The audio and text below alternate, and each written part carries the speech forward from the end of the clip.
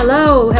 So welcome to What's the Tea with Gen X, Y, and Z.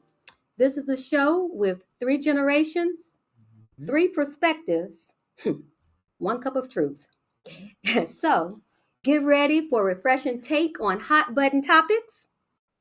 We're going to be brewing up steaming hot takes on today's most pressing issues, where we'll dish on everything from social justice to pop culture. With humor, honesty, and maybe even a little healthy debate, we're going to find common ground across the generational gap. This show is going to be informative, it's going to be insightful, and it's guaranteed to stir the pot. Yes. So, I'm Dr. Melissa. I'm representing for the Xers. And I'm Amber. I'm holding it down for us millennials. And I'm Zion holding it down for the Zers. All right. So Amber, tell me, how's your week been so far? This week has really been off the hook in a great way. I was in the house kicking it, chilling like a villain. I got a chance to ride around with my bae, hanging out a little bit. I also had to pull out my laptop a few times, to get some business done because, I always got to keep my hustle on. But in that time, I did get some beauty rest because, ladies, that's important, and gentlemen. But this week has been great. It was really all that in a bag of potato chips, as you would say. As you would say. As we all should say. But Not sure about that one. Oh, okay. All right. Bag of potato chips. Not Doritos, but potato chips. Potato chips. Amen. Any kind of Is it even lunch yet? Oof. Yeah, okay, I'm hungry. Well, now I'm hungry. What about you, Zion? How was your week been? Well, look, my week's been valid. Not gonna hold you. I've been vibing at the spot. Had to link up with my little Shorty and my friends. But, too, still I had to get my grind on because for the Zers, that's very important. You know what I'm saying? To go ahead and get that grind on, but still make some time for your boy. No cap. But most importantly, this week's been a movie. It's been a movie. A movie? Cinema. Okay. All right, Dr. M, how was yours? Glad you asked. Listen, yo, peep this. This week has been mad fresh. You know what I'm saying? Fresh. I was chilling at the crib, maxing and relaxing, but I also made time to kick it with my boo. And I ain't even gonna front. I put in some work too, and I know that might be whack to some of y'all, but I had to take care of that biz-naive. All right, that business. But I still had time to catch up on my Z's and get some R&R. So, word to the mother, it was a death week for sure. All right. Ooh, You know what this is? Yeah. We had biz naive, word to the mother. All of that. So in case you have not caught on, this week's topic, we're talking about language. And we're talking about the different language, slang, vernacular word choices that exist among the generation. Absolutely. Right. Yeah. So it's interesting, just even in that quick little take, I think we had 3 different words for a significant other. It's my boo. My bae. Shorty. But I guess I wonder what happens if she's tall. Is she a tall shorty? She's still a shorty. Yeah, she a shorty. All right. So I don't even know where. Or you say shoddy. Shoddy. Oh, amen. All right. See that's so y'all, that's the thing. And of course I take you always back to the purpose of this show and the reason that we're having this conversation. And so here's the thing. Why is this topic so important? Why is it so important for us to talk about the difference in language? Absolutely. Right. Because here's the thing, you guys. Communication and language is something that we do every day. All day. Yep. Absolutely. Okay. And not just verbally, non-verbally. But I want you to understand that communication is the lifeblood to relationships. Ooh, amen. Right? Yeah, communication, like you said, verbally, non-verbally, digitally. it's expressed in so many different facets. So it's important for everybody, to each generation, to keep up with the most updated lingo, specifically our generation's lingo, of course. So we can avoid, misinterpreting each other, and so we can understand each other, because boy, do we be confused. Yeah. What do you say, Amber? Definitely. And understanding that we are all saying the same exact things, but we're just utilizing it in a different way. We conveying the same message, but just like when you said, we are acknowledging our significant others in different ways. We're just saying the same thing. Right. So, being open to understanding it. Right. And so it occurred to me, even when we opened the show, it's just that each generation has its own unique way of expressing themselves. Absolutely. And to your point, Amber, we're saying the same things. Essentially, for you all that need like an interpretation into the English language, we were basically all saying that sounds like we had a good week. Yep. Yes. We spent time with our significant other. Absolutely. We also had some time to do a little bit of work. Yes. Because we had to take care of the business. For sure. Absolutely. Right. But we still found time for self-care. Yes. Correct. Right. So all of that in 3 different iterations is what we were saying, but it came across differently. And what I hope that we were able to show you is how there can be some miscommunication across from that. Right. Because honestly, I'm not gonna lie to you, Shorty. So let me keep it real. I'm 5'2". So growing up, I heard Shorty a lot. And it wasn't from people that necessarily liked me. It wasn't from my boo, my bae. It was just people who were making the observation that I was very close to the ground. Okay. Yeah. So Shorty, for me, if you walked up to me and say, "What's up, Shorty?"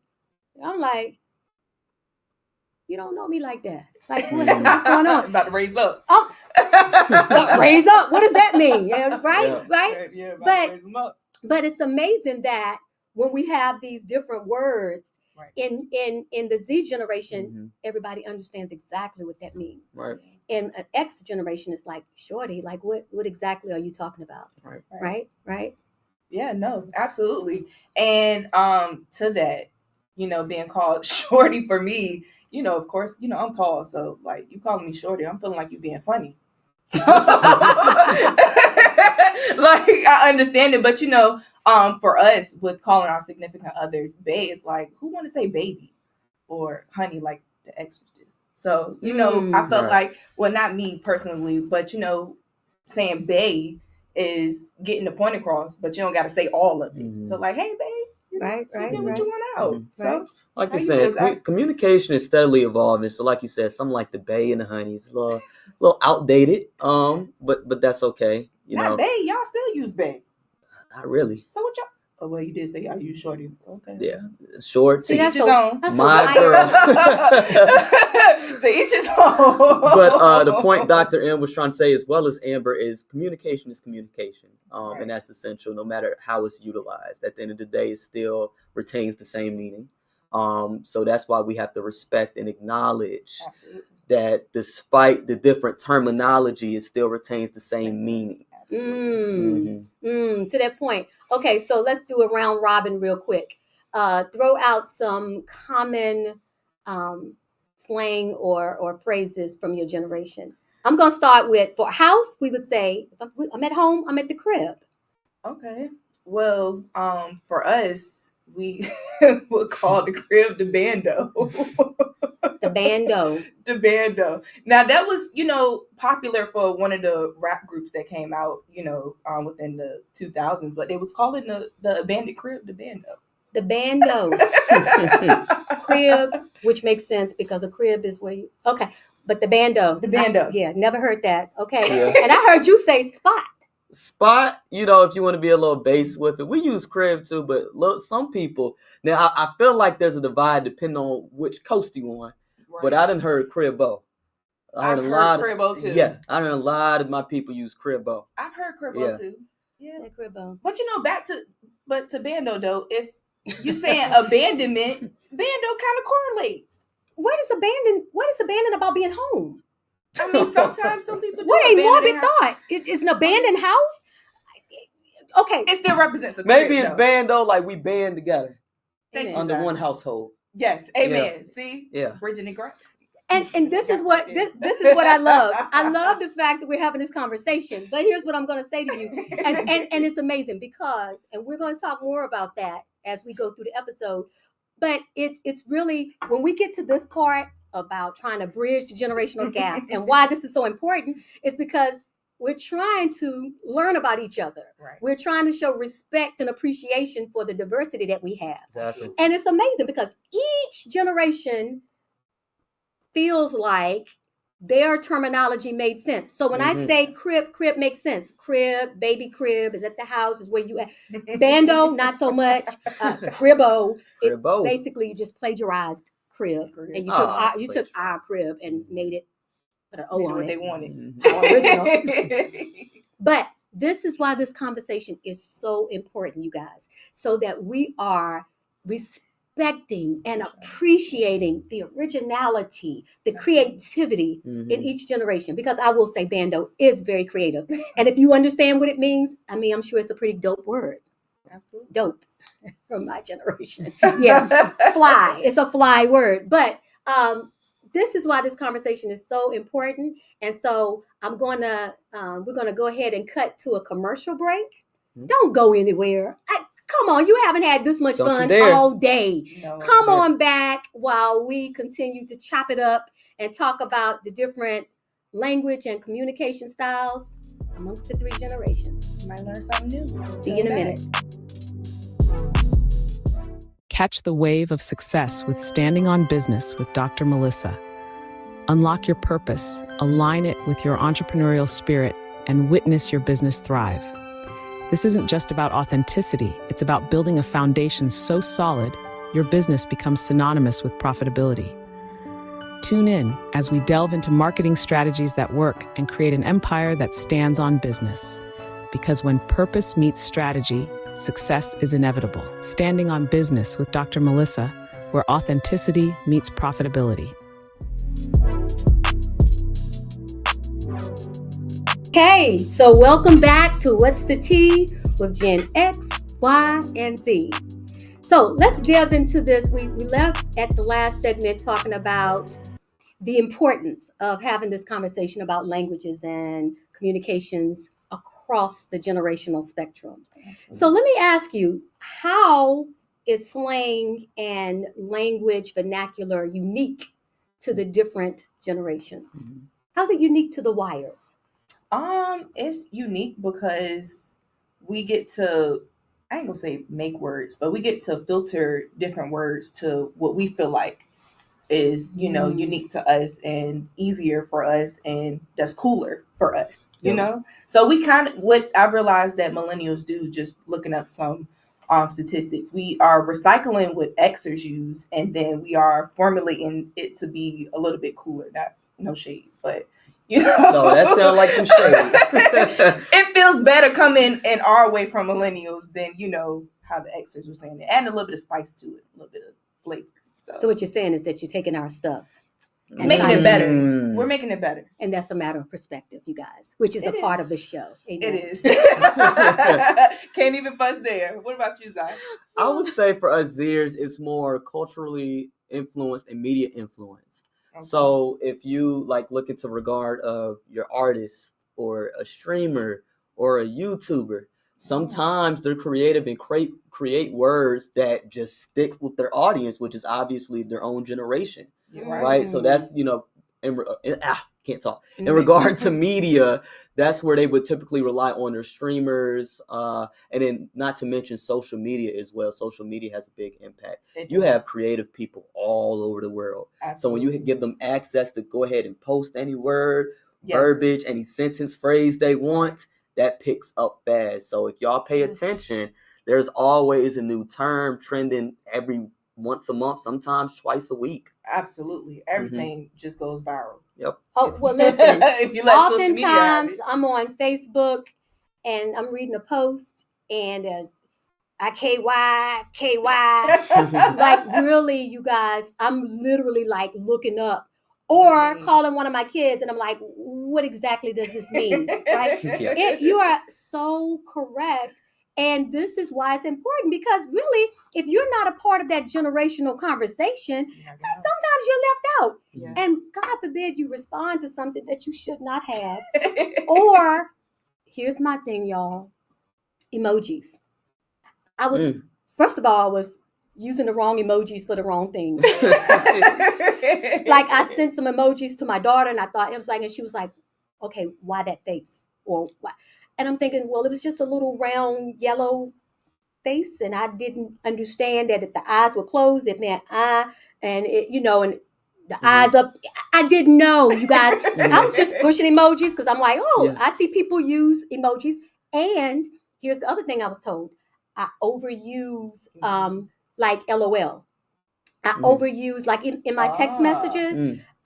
I'll say LOL after everything. I think because I'm trying to soften the conversation, because we're not in person. So I'm trying to let you know, hey, I'm laughing. Right. Hey, I'm smiling. But let me tell you, when you talk about how slang is important for generations. So let me talk a little bit about X. A lot of our language, our vernacular, is steeped in our culture, our experiences, what's going on in the world, right? Like, you'll hear us say stuff like rad, and that's really speaking to radicalness. And there are languages and terms that we use that when we're in that generation, it speaks, it's the voice of our time, right? It's the voice of our time, and it separates us. Yes. Right. It makes us unique and special from the generation before.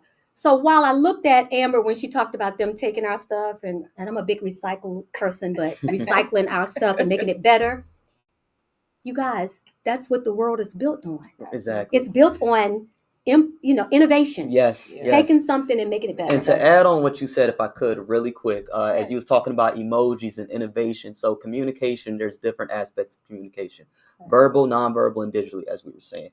Emojis are so crucial nowadays, and I'm sure we can all relate to a degree. If you send a risky text message or just send any text message in general, it could be interpreted any way. So emojis are typically used as just a cushioner, to help that receiver on the other end understand exactly how it should be interpreted. So that right there is crucial. But while we're on that topic, I'm just very interested to see on what's y'all different terminology for like just a basic adjective. Like, how would you compliment someone with good style? Somebody that they walk in like good yeah. Oh, you were looking at me. You're thinking about me when you said that. I was thinking about somebody. Ooh. Yeah, I was thinking about you. So in our generation, we would use words like, "Oh, that's fly." Okay. "Oh, you fresh." "Oh, that's tight. That's tight." Yeah. And for us, we would say, "Oh, ooh, you look like you on fleek." Okay, On that's fleek? on fleek. Or we'll say that's swaggy. That's real swaggy. Or that's on point. Yep. Yeah, that's on point. Okay. On point. All right, right on the dot. All right. That was sweet, right? I know. I don't think it's gonna be as sweet as mine. You know what we would say if someone got good style? That's tough. We got that from a YouTuber. Drippy. Drip too hard. That song came out, so we came out with Drippy. Okay, talk about someone's style. Okay. Yep. Don't ask me who the artist was. I forgot. And then lastly, we would say like crispy. Like we would say it like your outfit is crispy. To say it looks good. Like your outfit's just crispy. Okay, I'm sorry, y'all. I gotta do my Home Alone face. But those in my generation, I'm not even gonna go there because this is a family show. But if you were from the 70s or the 80s, drippy meant something altogether different that required a doctor's appointment. That's all I'm gonna say. I just drippy. Wow. Yeah. So put a pin in that right there. Just Not require a doctor's appointment. Yeah. Well, yeah. Like, and I can think about a rap song that we had that talked about that. Really? Yeah. Go see the doctor. So he's like drip too hard because you got the ice, you got the jewelry, you got don't stand too close. This ice real cold. Yeah, like I was looking too fresh, Gucci. Can't fool me. Again, here's the problem, you guys, and this is why we got to have this conversation. That if someone came to me and said, "You drippy," I promise you, the look that you would have gotten from me, excuse me, it would have been, I would have probably seen that, I would have been insulted. Ooh. Right? So this, Yeah. oh my goodness, this is why this is so important. Okay, so you led me right into where we need to go. Let's talk about how the difference in languages can create misinterpretation, okay, Yeah. i.e. drippy, and confusion among the generations. Yeah, no. I'm glad you asked that. So I just realized that now people are using Riz. Now, when you say Riz to me, I'm like, I can't put two and two together. So they were like, you know what Riz mean, right? I'm like, no, enlighten me. Charisma. So why does it have to be Riz and not just charisma? Now, I mean, I get that you just want to abbreviate everything. This, i.e., this years, they want to put abbreviations on everything. But you could have just said you got charisma, or you got game and you trying to get on. Right. But you got to say Riz, and I'm like, how do you even put that in an appropriate statement? But that ain't me judging. But do y'all hear? She just said she berated the disease with her own thing. You got game.